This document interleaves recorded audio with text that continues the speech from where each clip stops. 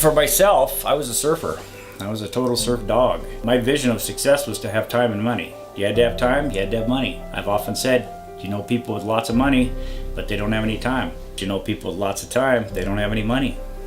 And I found that fishing gave me that. I became a captain in 1987 when I was 32 years old.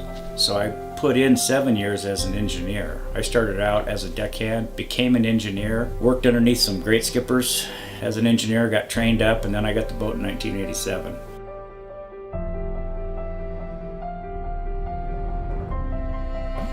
The natural outgrowth of my career being of an interest to people, fascination that people have with Bering Sea and fishing, and I find myself writing about them, photographing. People encourage me to write, so now I found myself as an author. It's very satisfying, what you'd call maybe the second part of my career of the same business, but in a totally different light.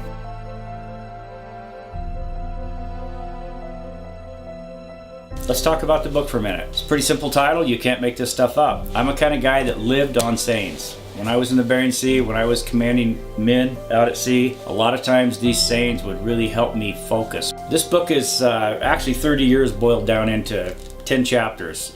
I wanted people to see that there was more to it than just what you might see on TV.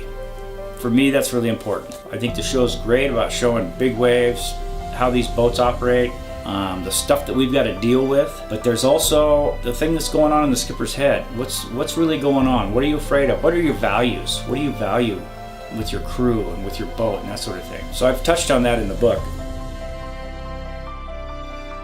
I have 10 short stories.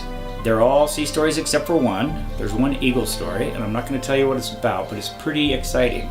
In fact, it's the most scared I've ever been in Alaska, if you can believe that. I've stood up against 40-foot waves, and I had a couple eagles scare me worse than that. I have 10 qualities of leadership in here, and then I illustrate them with a story.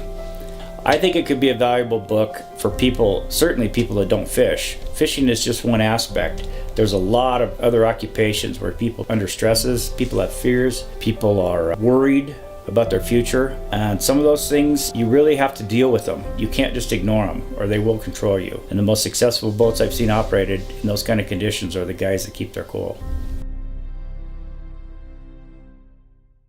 This book will be out September 13th. There are things in here that everybody could learn about leadership and coping with other people and coping with your conditions. I'd like you to see it. Maybe tell your friends about it. It'd be awesome. Thank you.